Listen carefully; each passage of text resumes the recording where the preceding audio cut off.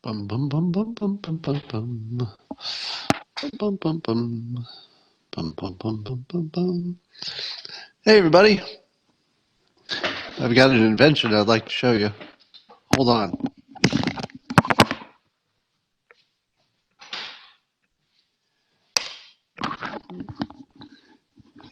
You know, when it comes to these pandemics, everybody's got to jump in, do their part.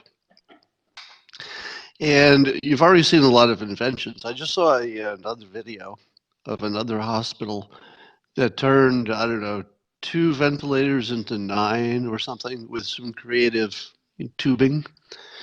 So you're seeing inventions just all over the place, and I didn't want to be left out because I'm kind of inventive myself. So I thought I would invent something that you can all use. Now, first you have to start with a problem, right? And the problem is people were touching their face with their hands. Now, it's hard to avoid. What if you have an itch? What are you going to do? So I started with this ordinary back scratcher, and I did some modifications. It's a little more aerodynamic, took a little weight off it. You can see.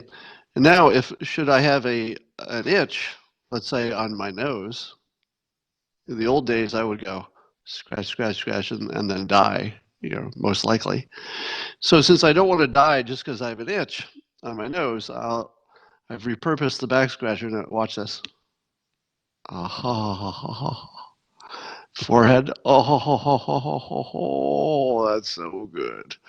Oh my God, I've been so needing to scratch my head. Wow. Now, of course, you have to immediately burn the stick. So these are disposable. That's how I make my money. Because if I were just to sell you one of them and it just lasted forever, well, how do you make money on that? So this is sort of like giving away the razor and selling the blades.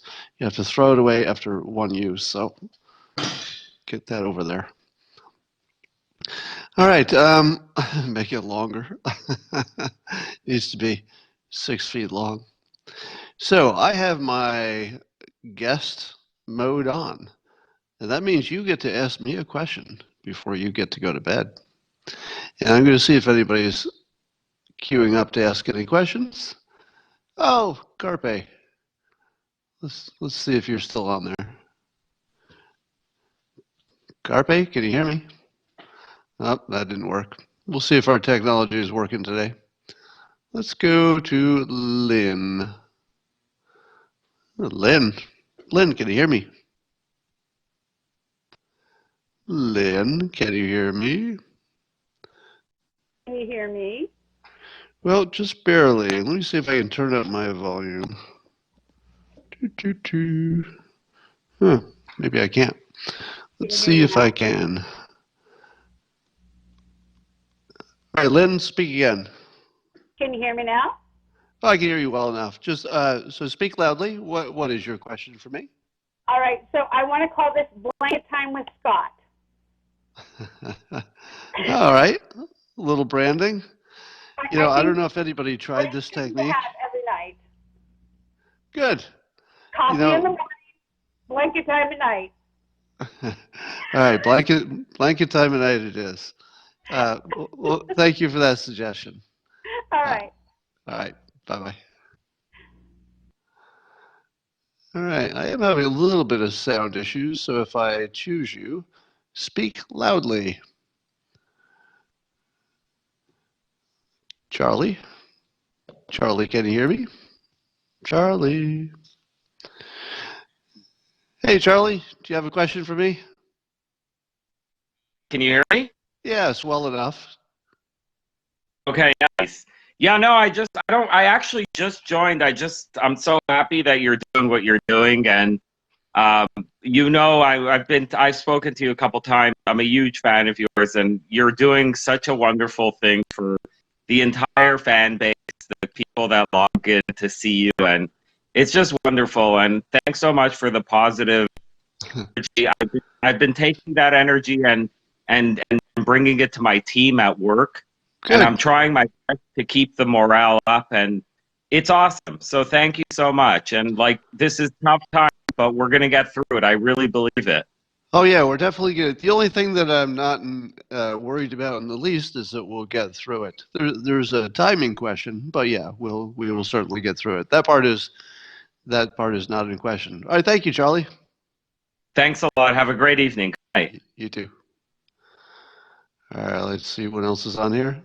Look at all these good vibes today. People got good vibes.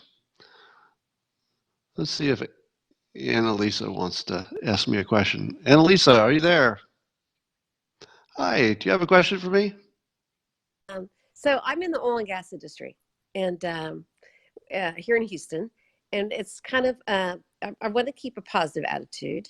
However, it's really I don't think we've ever been in a place like this before, so it's kind of it's a little bit scary. So Well, it is a little bit scary, fear of the unknown. But here are the things that I think you don't have to be afraid of. There's zero chance of running out of food, if only because you can't hoard fresh food. If you took home a whole bunch of broccoli, it just wouldn't last long. So there'll always be fresh food, and the pipeline is, flexing its muscles. It's the best pipeline in the world. So you always have food. My prediction for what's going to happen with our infection and death rate in this country is based on the fact that we're getting really close to just, putting these therapeutics that seem to work really well, the chloroquine in particular, and some other ones, resveratrol, however you say that. So I think what you're going to see in this country, because we had enough time to prepare and we slowed it down enough, I think you're going to see that the infection rate will continue to just explode because there's just nothing you can do about it. But I think the death rate will start to approach zero, with the exception of people who have underlying issues. If somebody's unhealthy overall, then anything can take them out. But I think you're going to see the combination of more infection and less deaths, and that might fairly quickly get us to a point where we can open stuff. And I think the economy is pretty resilient. It's nothing got broken. It's not like we got bombed. People can just walk right back to their offices whenever it's time. well, So I think we'll be fine. Well, I don't think we'll be fine. We'll be fine. There we isn't will even be any fine. really doubt about it. The question is, is it inconvenient and a real pain for, a month? Is it 2 months? Is it 6 months? Who knows? But definitely something we can do, standing on our heads. We are America, and the last thing we're going to do is, let each other starve. So thanks for the question, but you should bet. feel better. We got this. All right, let's see what else we got going here. Let's talk to Jennifer. Let's see if Jennifer has a question for me. Jennifer, can you hear me? I'm good. How are you? Do you have a question for me?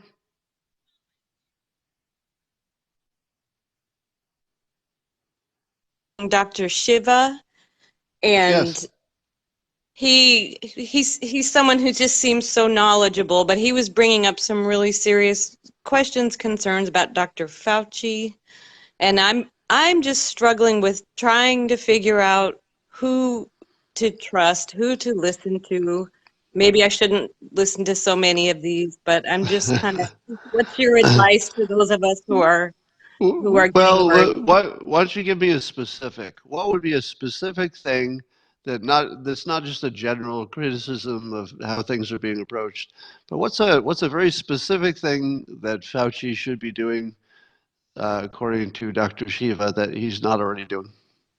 Well, it's not so much that, it's his past associations with people, I guess deep state or whatever, that he is part of that group and has been for years, and so. Well, that's very close to the bottom of the list of things I'm going to worry about. I think the Okay. medical community has a very high opinion of him.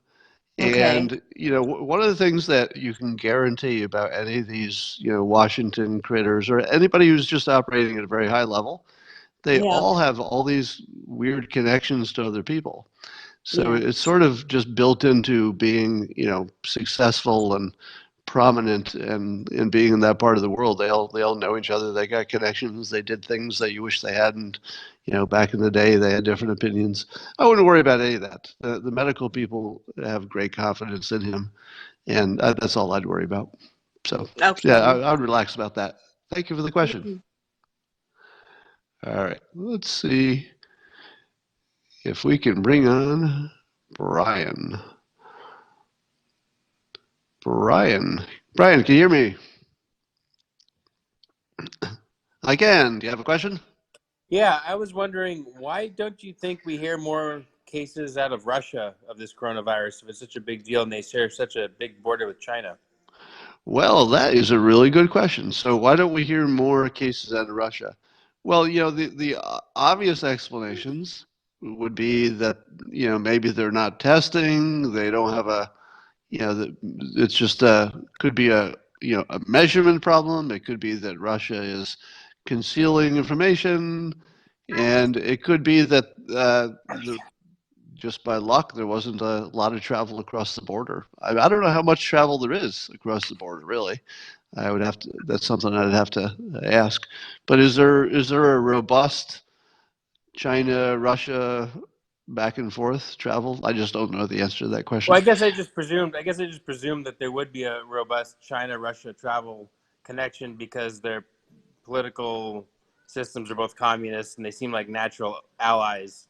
So you'd think they do a lot of trade and have a lot of back and forth. Well, I'm not sure how natural allies they are, but they have to share a border, so they're doing the best they can. I mean, I guess they're natural in the sense that it wouldn't make any sense for them to ever fight. So yeah, natural allies in that sense for sure. Yeah. Um, but it's a good question, and we're also not seeing a lot from Africa. Right. And so one of the questions you'd have to ask yourself is, will there be a strong genetic indicator? And not necessarily something that's limited to some ethnicity, but it could be something that just some people have in any group. And Right. maybe Russians on average, are less susceptible. That's entirely possible. So that would be just speculation. But, if you had to guess, is it just we don't have good information? Or is there something genetically protecting them?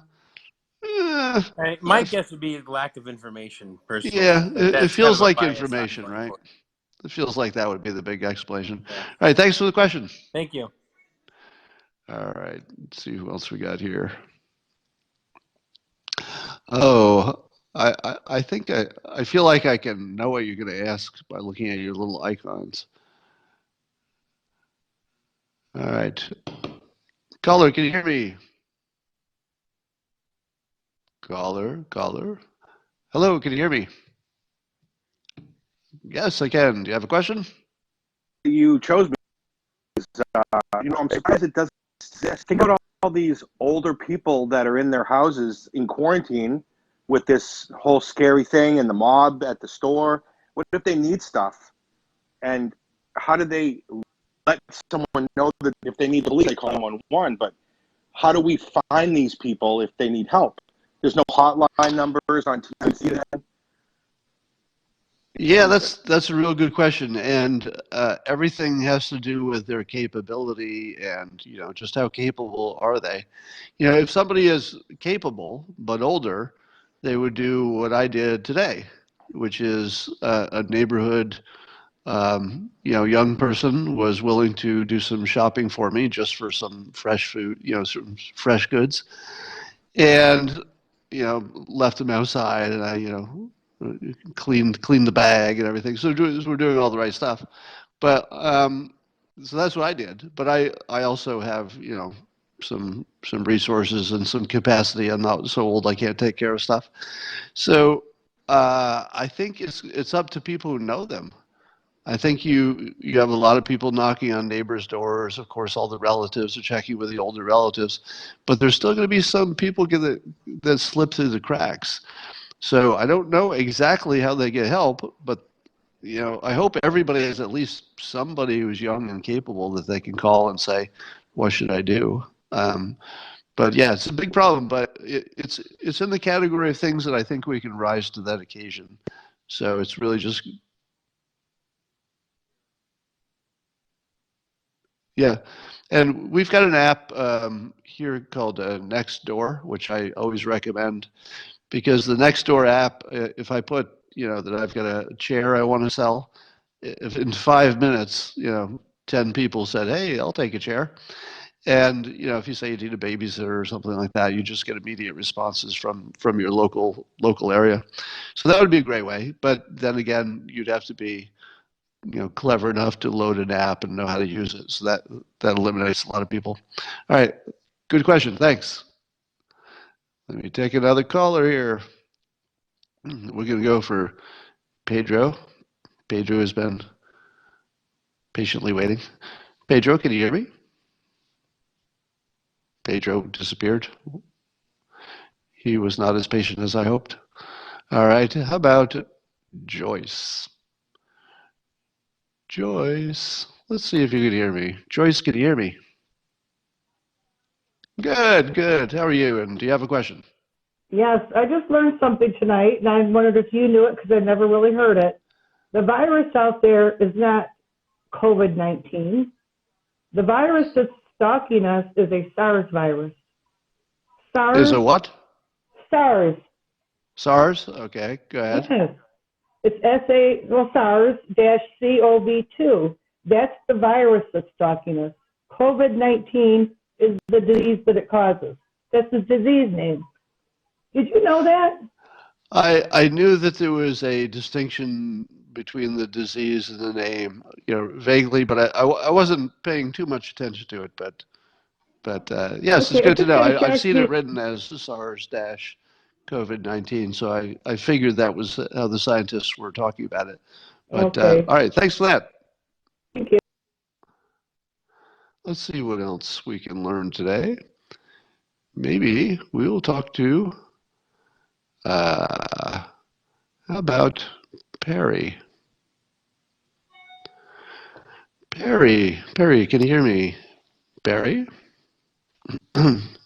Hi. Do you have a question for me? Well, I do, but also a comment on a few things that you've mentioned. I need to um, exacerbate your human ingenuity because I'm a public health nurse in California and I cannot believe what our county is doing for the homeless. Like you said, it's amazing what humans can do, and we are popping up a tent tomorrow to isolate the homeless from the well ones to the sick ones. I want everybody to be reassured that you cannot even imagine what public health has been doing behind the scenes. So that's number one. I mean, uh, I'm working all day tomorrow. I've been working all week. Unfortunately, my kid's home alone, which stinks. But it's amazing what's happening. I want everybody to be very reassured how incredibly safe and the extra care given to homeless folks. Wow, And that is that is terrific to hear. I had not heard that from any other source.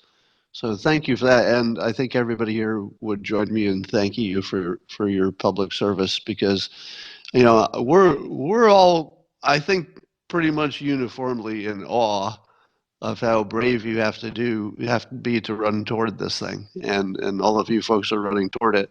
And believe me, we appreciate it. We appreciate it like crazy.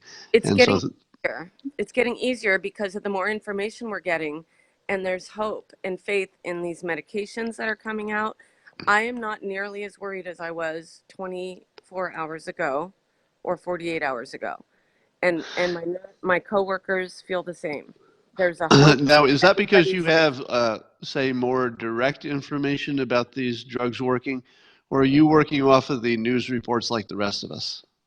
um I okay, both, because I also have been in close contact with with our director of public health and my supervisor who have changed their tone. Whereas last Thursday was a totally different freak out looking face on my supervisor versus now today, and in the texts constantly all for the last 24 hours have been the whole tone has changed. It's completely changed. They're Yeah. they're not as worried. It's more like excited to get this taken care of, and we're going to be done in like a month or two. That's what it feels Well, like now.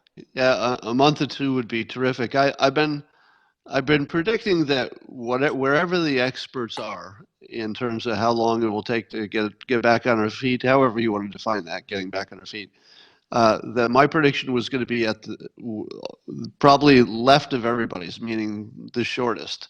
So I think we're going to surprise on the good side. And one of the things that, to your point about people being more optimistic and the attitudes change, I think that's entirely true of the people who are really paying attention, and for the reason that you said, because the meds that we're hearing about seem pretty good. But it's such a different feeling to know that you have a path versus not knowing what's going to happen. And I think we went from not knowing what do you do, how do we get to a vaccine before, the casualties are too high, to now we kind of know exactly what to do. The Yeah. fact that it's going to be crazy hard still changes your psychology, because if you say, I know how to get to the other side, it's going to be crazy hard. I say, when do I start? And so, Crazy hard is not my problem. Staying alive is my problem. I'll take crazy hard if that's all it takes. It's just crazy hard. Okay, give yeah. me crazy hard. So I think that's where people are at right now, which is, yeah, we have a path. We know what to do. Each of us know how to do our part, and people are being pretty darn good on the whole. You've got some bad actors, of course, who are never going to follow directions. But overall, the public has been spectacular, I think. And yeah, we're absolutely in the right direction now. I feel like it turned a corner sometime yesterday, it felt like to me. Is that what it felt like to you? Yes, exactly. 24 to 48 hours ago. And maybe it wasn't the medication stuff. I think also everybody in my department and at our clinic, because we did a pop up thing in the front. So we're screening everybody, including employees. And now that we've got this plan in place for this pop up for the homeless in the community, which is my jurisdiction, it's such a calming feeling knowing that it's getting taken care of. Everybody's Yeah, together, and now there's a plan, and it's that's great. scary and the unknown. So it's Yeah, reassuring.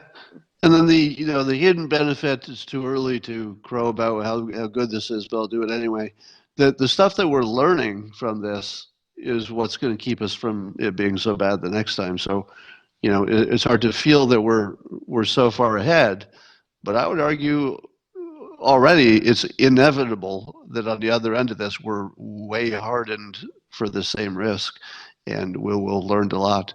So thank you so much for that input. I really appreciate it, Good and job. For all stay you're doing, safe. us posted. All right, take care. Bye. That was really good input. Let's see what Pedro has to say. Pedro, are you there? Hi, Pedro. Do you have a question for me? Yes. Well, first of all, thank you for the. I'm here. Can you hear me? Yeah, yes, go ahead. Yes. First of all, thank you for the great broadcast. I love your book, God's Debris. Thank you. Yeah. Do you see any changes in geopolitical relations with this, and specifically U.S.-China relations and other countries? Yeah, I think this guarantees that we're going to pull our supply chain back from China. Now, certainly, at least the important stuff. Now, we might not do it, overnight. It might take a while, but I would say it's a guarantee at this point that we're going to pull back our manufacturing for strategic and other reasons, economic. And that's gigantic. That's about the biggest change you could ever imagine would happen. So at the very least, the China situation will change substantially. I think that's a guarantee. Everything else could go back to something close to normal in terms of relationships. I was surprised to see that Mexico seems to be willing to, close down its border. I don't know what that means for illegal immigration, but you always get good and bad out of this. People will work well together, and it will bond them. Maybe some countries won't work well together, and they'll get angry. Iran is another wild card, because if Iran doesn't get on top of it, they could be losing a few ayatollahs, and that could change what it looks like there. So I understand that Joe Biden is essentially in seclusion, and his aides are wearing gloves and masks even to come into the room. But people are at risk, and he's certainly in that age that's extra risk. All right, thanks for the question. Thank you. Let's see who else looks interesting. I think let's bring on Nils. Nils, are you there? No, Nils is not. But let's pick Tyler. Tyler, talk to me, Tyler. Can you hear me, Tyler? What's your question? Yes. Done when everything calms down a little bit. Is the whole idea of coupling going to become a lot easier? Like, you got to think people are going to be asking a lot of questions after all this is calmed down. Yeah, I think the decoupling is guaranteed. I was just telling the last caller. So yeah, I don't think the relationship with China and the United States will ever be the same, and that's probably good, because where it was not where we wanted it to be. So President Trump did a lot to move it. The virus will do a lot more to move it. Yeah, it's going to be a different world in a little while. All right, thanks for the question. Let's see who else is here. Fernando. Fernando. Fernando. Fernando. Fernando, can you hear me? I can. Do you have a question for me? Yeah, I loved your book, How to Fail at Almost Everything. So I'm wondering if at one point in your life you had to like start a new venture or project during a recession or a crisis, and if you hypnotize yourself to like look for opportunities or stay positive or something like that. Well, I've started businesses in good times and bad, and usually the only thing that matters is whether the idea is good. So there are definitely a whole bunch of opportunities opening up right now, but they might look different from the ones from 2 months ago. So there are definitely people getting rich right now, some for good reasons, maybe some for not. But I would say this is a little hiccup, so you're not going to get much done for the next month or so. But I think everything will be fine, and I think that good ideas will still win, and bad ideas won't. But I always recommend looking at it as a numbers game, which is that there are a certain number of things you're going to try in your life, and most of them won't work. Most of the people you fall in love with won't love you back. Most of the jobs you apply for you won't get. I mean, some people will, but in general, life is a big old failure machine, and every once in a while you hit it. You get that job, you find that person. So I don't think it's much different in good times or bad. If you got a good idea, it's going to work in good times or bad. So that's the best I can do. I don't know if that helps, but thanks for the question. Yeah. All right. Let's see. Let's bring on Kim, who has been patiently waiting. Kimmy, can you hear me? I can. Do you have a question? Yes, I do. Well, I don't know if it's a question, but it's kind of like I haven't seen it anywhere. All right. I'm a retired RN, and I've been sidelined for about 10 years because I have fibromyalgia. I am not in a risk group or anything, but I'm 60 years old, so I'm staying at home. Here's my question.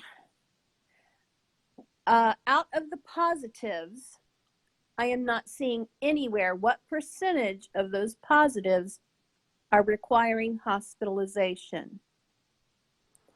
And what's the percentage of people that are staying at home and self-care?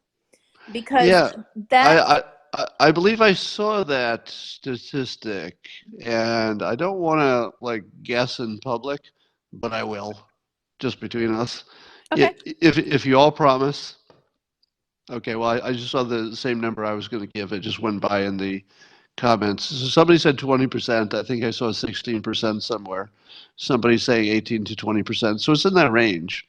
But it probably also greatly depends what country, what age, and all that stuff. Yeah, specifically speaking of the United States. Yeah, I don't know that I've seen it for the United States. Maybe our numbers aren't big enough. And I would also think that the percentage of people who were hospitalized might change based on how much capacity we have. In other words, if somebody's like, well, I don't know, maybe we hospitalize them, maybe we don't. As long as you have capacity, you're going to hospitalize them. But as soon as it gets constrained, that same person, you're going to be, well, maybe they could work it out at home, but we don't have any beds anyway. Maybe we send this one home. So that's going to play with the statistics as well, just the availability of beds. Oh, So that's a good question. In fact, there are a number of facts that I think the public would like to know. For example, if I had a little dashboard where I could, watch how we're doing against this thing to make myself feel better, I'd like to see how many, I'll just use one example. How many N95 masks do we need? How many do we have? And how many are in the pipeline? And how many will be in the pipeline in 3 weeks? So you can sort of visually see what's happening, and are there two companies that are trying to crank up to make more masks, or are there 25 different companies that are making right. masks? And were there 5 yesterday, but today we've got 25 because we're just spinning them up like crazy? I'd love to know that. I'd love to know what the food industry thinks is the realistic time before there's enough toilet paper for all. Oh, And I'd even, like to know. yeah, and even where does it come from? Like, I don't even know. Is all American trees? Does is our why don't I know Is our this? toilet paper from China? Our toilet paper comes from China? No, I'm asking. Well, it feels like that wouldn't make sense because wouldn't we be shipping lumber over there? And I don't know. No, I guess I'm just making fun. I'm sitting here thinking, I live alone. I have 2 toilets. I have 6 rolls of toilet paper. I think I'm okay. And if push comes to shove, I've got washcloths and I have a washer and dryer, I don't yeah. think the whole hoarding toilet paper for a respiratory infection. All right. Well, we're all set. So thanks for the question. I will talk to you later. All right. Let's see. Let's take at least one more. See how we feel. I'm going to take Prince here. Prince Aki, can you hear me?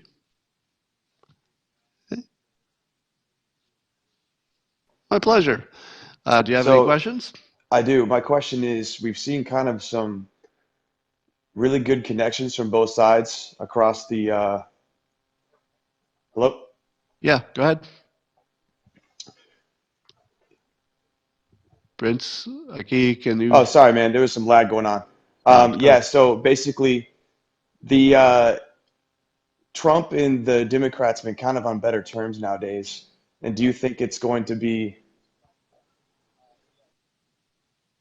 Well, I think I caught your question before you got disconnected there. So yes, it does seem like at least some of the Democrats are working well with the president, willing to praise him for his effort, etc. Will it last? Probably not. I think that it probably won't. But I think it's really smart for Democrats to read the room properly. And I think the smartest ones are the ones who are saying, yes, the president's doing a good job. Now, partly, if they say he's doing a good job, he's probably going to be a little more helpful to the state that says he's doing a good job because it's human nature, right? So they may be just playing the odds. It's like, well, we better say this guy's doing a good job so we get stuff. Or it could be that they're just patriots and they know that complaining about stuff isn't going to make anything better because I'm sure they're complaining privately about anything they're not getting. But it looks like the cooperation between the states and the federal government is excellent at the moment. So no, I don't think it'll last, but I think the Democrats are smart to judge the mood of the country that we're not looking for political infighting at the moment. And so I think that they're going to be able to say, look, I'm not always political. You saw that last time that I agreed with President Trump, and that proves that I can. So it's not all political. And now let me tell you all the ways that I disagree with him and why he shouldn't be president, et cetera. So I think it's just smart politics by Ilhan Omar and anybody else who agreed with the president. It's good for the country and it's smart politics. Let's take another one. Let's see who else wants to talk to me. Huey, looks like he has a question. Huey, do you have a question? Huey, question for me? Yes, hi. Been in quarantine for a while now and got me thinking a lot about the topic of free will. So the basic idea is that with the law of physics, there could only be cause and effect. So my question is, can you imagine some sort of mechanism that would allow for free will to be a thing? Yeah, you're saying a mechanism that would create free will? Yeah, well, so cause and effect is why free will is a thing in our cases. So let's say they're an original species that created our simulation, for example. So would they have a mechanism that would allow for them to have free will? Is that possible? So let's say we're a simulation. Well, I guess the question is the simulation just simulations, or are people inhabiting the simulated creatures? In other words, am I a simulation, but there's a real intelligence that's sort of using me like a fun ride and just experiencing my world through my eyes, but really somebody else is driving the car up there? And then what was your question? It was if we would have free will programmed in. Well, free will doesn't make sense logically. So I don't think you can program something that doesn't even make sense. So I guess that's my answer. I could say more about that, but the bottom line is that something causes everything. So the most you could do is build in ignorance, so people didn't know why things were happening, but that wouldn't be free will. You could build in randomness, an actual random number generator and cause actions randomly, but that wouldn't be free will. That would just be randomness. So I don't think there's anything that is free will, and therefore it can't be programmed. It's not a even internally consistent concept that makes any sense. Did that help? So I would accept the idea that free will never be a thing for human species. But how about the original species that created us, right? Our creator, the simulation creator, or however we might want to call it. So Well, do they have free will? Well, it's turtles all the way down, right? Because Yeah. If physics is a thing in our world, whether we're simulated or not, we have these constraints of physics. You would expect that whoever was above us would have some kind of physical laws. So the only way that could not be true is if the laws of physics are different. But I guess you couldn't rule that out. I just don't know what it would look like logically. If you take cause and effect out of the universe, I don't know what it looks like, so I don't know what's left. So I can't say, well, if you just remove this, then everything would be fine and you'd have free will. I just think it would just be nonsense without cause and effect. All right, thanks for the question. Thank you. We're dealing with the big questions today. Let's talk to Kevin. Kevin, can you hear me? Do you have a question? Kevin, can you hear me? Hi, what's your question, Kevin? I saw a tweet that was liked by Naval, and it was some guy who was basically suggesting that there may be way more people infected by this thing than we think, because so few are being tested. So he was like citing some data from Iceland. I just wondered your opinion on that. If you thought that it's possible that basically this thing has a way lower percentage fatality rate if it's already way out there in the community, but we just don't know it yet. Yeah, I was asking this question the other day. So this is a thought experiment. Based on the information that we have and we can have now, how would we know the difference between a flu that was extra deadly, meaning it killed a high percentage of people, versus a flu that was extra mild, but was way more viral? In other words, if 1,000 people get it, but only 10% die, that's still more deadly. That would be a mild flu because, yeah, well, those numbers are not mild, but you know what I'm talking about. So if it was more deadly, but not many people got it, you could end up with a lower death count. And I think that was the case with Ebola and stuff. So I'm not a scientist, and I can't answer this question. So I'll just say that as an observer, how could you possibly rule out that it's a mild flu that just kicks some people's butts, but way more people have gotten it that didn't have any kind of reaction at all. Now that doesn't explain though why all the emergency rooms are overloaded everywhere, because it just seems like the effectiveness is worse than regular flus. But we often talk about the fact that the regular flu kills lots of people and you don't hear about it. So what if we heard about it? What would that look like? Now, I'm not going to make the mistake of comparing this to a regular flu. I think that's the big mistake. But there's certainly a lot we don't know about it. I will agree with Naval. Well, I'm not sure what he said, so I'm not going to say this is agreeing. I'll just give my opinion. My opinion is that there's a certainty that there's way more of it than we know. I would say that's a certainty. I don't know how that could not be the case.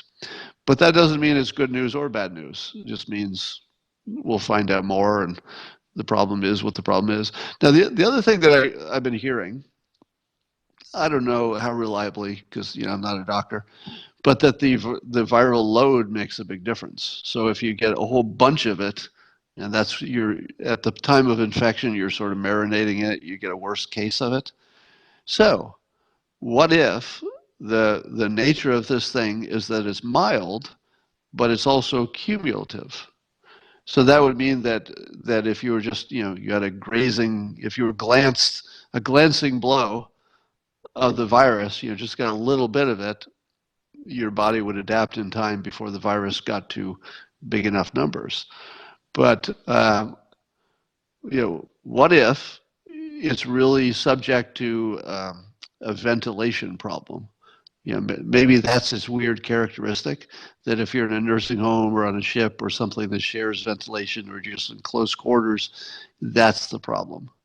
And so it could be, and I'm not sure if this is even a thing, because would you call it a weak virus if getting a little bit of it didn't take you out, but marinating in it is deadly? Is that a thing? And is that different than other viruses? Would that be true of every other virus? Well, it probably has to do with whether it's airborne and whether it's a lung infection and stuff like that. But anyway, there are too many variables to quite know what's going on yet, because it's probably going to be some interplay of lots of variables. Anyway, thanks for the question. Let's see what else we got going here.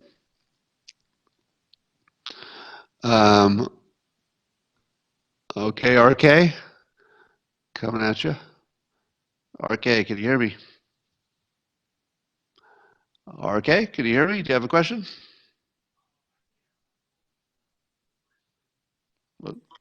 The brief statement is earlier you were asking about chloroquine and prophylaxis. The quinine only works once your immune system has triggered and started to develop antibodies for it. That's why they don't want you taking it beforehand. But let me ask you this question. If you had it in your body, it would be doing nothing until you got infected, and then it would already be there, so it could jump right in. So, but there are better medications that are out there, and I don't want to go too much into them. And by the way, my background is biochemistry and physical chemistry. So, okay.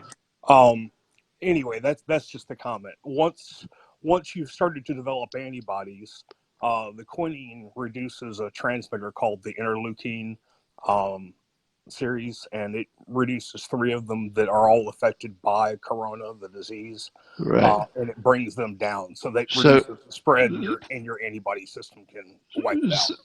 So just to clarify, if I already had it in my body and then I got infected, it wouldn't stop me from getting infected, but it would already be in my body, so it would more immediately address the infection. Would that be fair to say? Yes, but you've got to make certain that your body is actually responding to the infection. Otherwise, your viral load will just continue to increase. Okay. So anyway, that was my statement. The question is this. So it looks like the Senate plan for stimulus checks has come out. And I know that you had been arguing for everybody to go through and get a check. It looks like it's going to be a four-tiered system. Uh, if you didn't file in 2018, you're not going to get a check at all. So that's people on Social Security who make less than $25,000, the homeless, et cetera, et cetera, et cetera.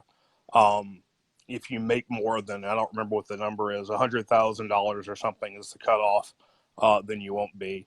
And if you make under $45,000 or something, then you're going to get a half-size check. I just wanted to get your opinion on that, and if you had seen that data that had been reported yet. Well, the suggestion that I saw somebody else make, I guess, was Wall Street Playboys. That's the name of the Twitter feed. And the suggestion was so simple that I was angry at myself for not having thought of it.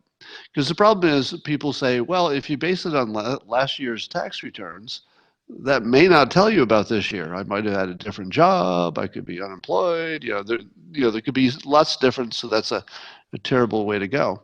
But the suggestion was this: give every person the same amount of money, and then when it's tax time, the people like me who didn't deserve the money would pay 100% tax. I'll just give it back.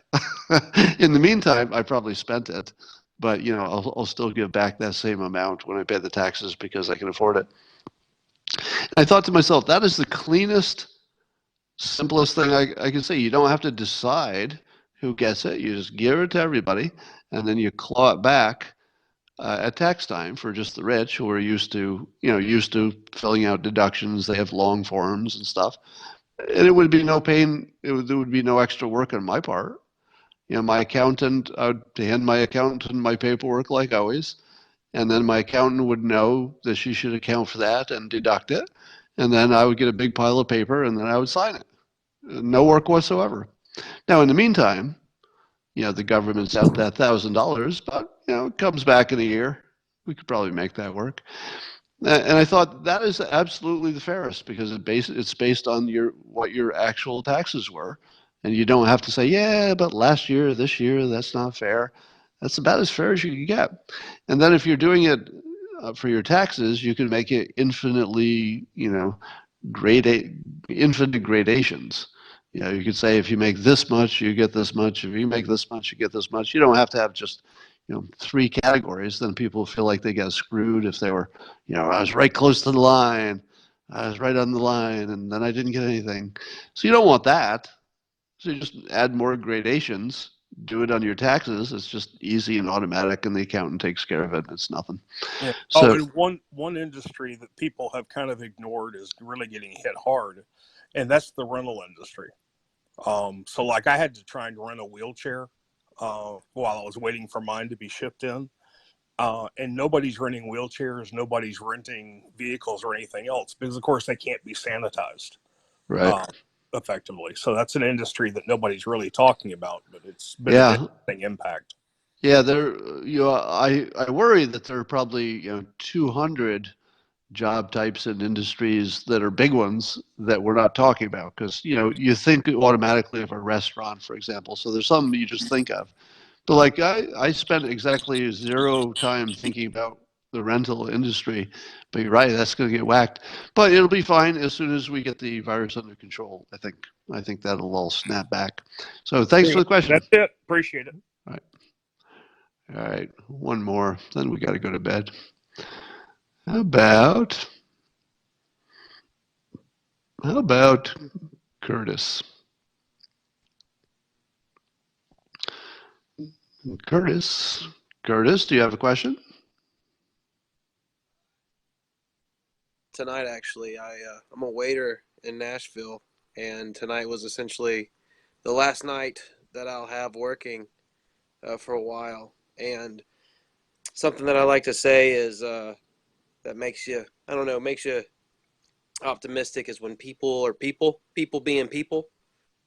and the amount of generosity, the size of tips and things like that that people had and stuff was just really amazing. And even though there's kind of worry ahead about things like that in the next coming weeks, it really gave a lot of encouragement to people that need it. And it was really kind of an incredible night, even though it should have been sad. It really didn't feel that way. And Yeah, there is something to be said about just the way everybody feels in the public spirit. I saw the caller just disappeared, but yeah, thanks for that story. People are stepping up, and they're not going to stop until we get things right. So let me see if people are asking me to add Kevin Ford. And I don't know if Kevin is still here or if he went away. I'm just scanning to see if I see him on the list here. I do not see Kevin Ford on the list, so I think he went away. Anyway, but I'm sure, Kevin's back. All right, Kevin? Kevin, what do you got for me? Hey,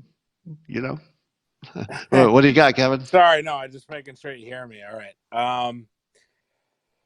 All right. I don't have a major position in a hospital. I really don't know how to begin here. I'll just give you from where I was at, I'd say the beginning of last week to where I am now. Okay. Beginning of last week, there were rumors. Oh, what's going on? What's going to happen? I've been watching your videos every day, and I've seen it go negative. I've seen it go positive. Takes me to last Friday, a week from today. Last Friday, and we started a no implement visitor policy going on, taking major precautions at our hospital. This is Northeast Massachusetts. I work within the hospital. I don't want to say what position, just because I don't know what sort of things I'm breaking here in terms of rules. But over the weekend, I heard we had 8 cases. Supposedly, that's what they told us. Wait, over the weekend, what? Over the weekend, from Friday to when I came back to work on Monday, I was told on Friday we had 0 cases. On Monday we had 8. Okay. Okay. By Wednesday, 7 were gone home and 1 was left. And then, I begin to listen to your theories and your positivity. And I have family that's also within major hospitals in Boston, and they have lower numbers than we have. I'm at a very small hospital in terms of what we're at in Boston. And for the most part, everybody's being pretty much sent home. I mean, and I don't know what it means, to the. Sorry, I didn't expect to really get called upon. I thought I was going to be sent off here, but So Kevin, I would imagine it's entirely dependent on location. So I heard from somebody earlier today who was waiting 4 hours in a line for the emergency room. It was a 4 hour wait, and I don't know if that's typical or untypical, but I've got to imagine there's some that have no impact, literally none, and some that are already starting to strain. So, but thank you, Kevin, for the input. I appreciate that very much. All right, people. On that note, we are going to take off. It would be easy to be fooled by any anecdotal information. So, especially if you hear some young person died, I think you have to take all that with a grain of salt, because I don't know how many times young people just sort of die from regular flus and other things. So out of context, it's not telling you as much as you think it is. You got to kind of wait for the pros to sum everything up and give you some statistics. So don't get frightened by anecdotes. Wait for the pros to just give you the cold, hard statistics. And I think those will improve over time as well. Anyway, I hope you enjoy this, and I hope it allows you to drift off to sleep. Everything's going to be fine. It really will. It's just a matter of time. Humans, we're pretty good at this stuff, and we're going to be on top of this by the end of the week. Talk to you later.